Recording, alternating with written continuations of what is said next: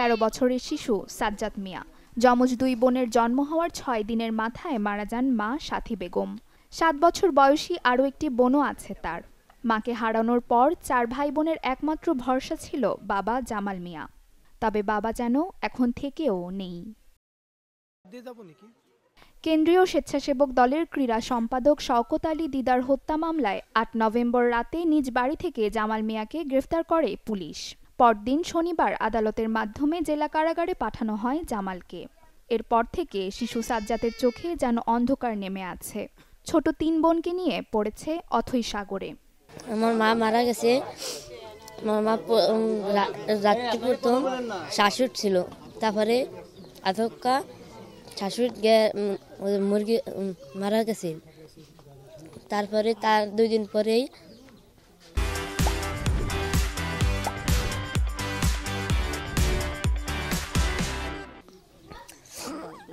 আমার আব্বুর পুলিশে ধরে নিয়ে যায়। এখন আমরা কি করব?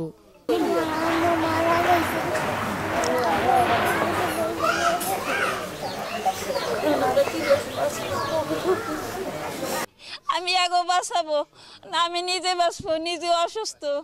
আমার ছেলের তো কামাই নেই, এখন আমি কিভাবে আমি বাঁচবো? এগোবো আমি কিভাবে বাঁচাবো? এরা পাড়া ফসিবে কয়দিন এগো দেখবে। আমার আর কোনো নেই। এর বাপে আর দাঁড়ে আইসুক, এর বাচ্চা সাইডে লইয়ে থাকুক, আমি এই আপনাকে দ্বারা আবেদন করি। তবে পরিবারের অভিযোগ, কোনো রাজনীতি না করলেও মিথ্যা মামলায় ফাঁসানো হয়েছে জামালকে। এমনকি আসামির তালিকা থেকে নাম বাদ দিতে টাকা দাবি করা হচ্ছে বলেও জানান তারা। আমার বাসুরে বলাইছে কয় জামাল উঠতো দেখ কার আইছে। পরে আমার বাসুরে কইছে কি আপনারা কারা? পরে কয় কি আমরা থানার লোক। পরে এসে আমার ভাসুরে উঠা দরজাটা মেলছে, মেলার পর কয় কি আপনারা আমার সাথে থানায় যেতে হবে। পরবর্তীতে 30,000 টাকায় কন্ট্যাক্ট হয়েছে। পরে আমার বাসুর বাড়ি এসে অনেক মানুষের দ্বারা টাকা চাইছে, পরে টাকা লইয়া গেছে। 2টার ভিতর টাকা লইয়া চাইতে পারি নাই দেখা পরে আমার বাসুর রে চালান দিয়ে দিয়েছে। এই জামাল মিয়া একটা মিথ্যা মামলায় তাকে জেলে নেওয়া হয়েছে। তার স্ত্রী কয়েকদিন আগে মারা গেছে এবং 2টি কন্যা সন্তান জন্ম দেওয়ার 5-7 দিন পরেই সে মারা যায়। এখন সাধারণ মানুষ আমরা যারা আশেপাশে আছি তাদের সাহায্য সহযোগিতায় তারা চলতেছে এবং এরা মানবতার জীবনযাপন করছে। তার মা নাই বেঁচে, তার 4 জন ভাই বোন, তার বাপের জেলে নিয়ে গেছে। এখন আমরা চাই যে জামালরে যেন ছাড়া পায়। সে কোনো দলে ছিল না, কোনো নেতিগিরি করেনি, তারপরেও কোনো বিএমপি করে নেই, আওয়ামী লীগের মধ্যান্ত তারে খাওয়া হাসকে পুলিশ তাদেরকে নিয়ে গেছে। দুধ খাওয়াবে, কিছু খাওয়াবে বাচ্চাদের, এদের কোনো সমর্থ নাই। আমরা যারা আছি তারা একটু হেল্প করতেছি যে কেবল বাচ্চা রাখা যায়। প্রতিবেশীদের সহযোগিতায় চলছে এখন জামালের পরিবার।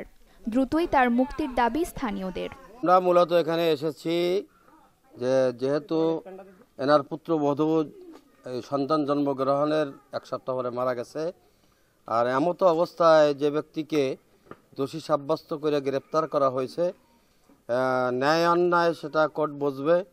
তো আমরা আমাদের পক্ষ থেকে আমরা এটাই মেসেজ দিতে চাই যে জামাল মিয়া যদি নির্দোষ হয়, দোষী না হয়, তাহলে অতি তাড়াতাড়ি তাকে জামিনের ব্যবস্থা করা হোক।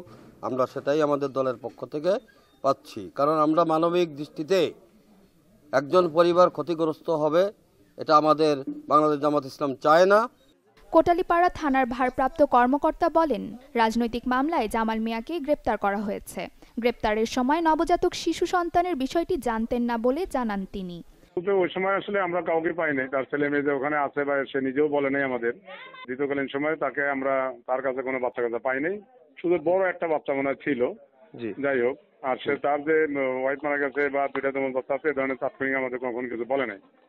ইভেন পরের দিন যখন পাড়ায় ততক্ষণ পর্যন্ত সে বলে নাই। এখন এই ঘটনার পরে যখন আছে তখন আমরা জানতে পারলাম যে এই ঘটনা।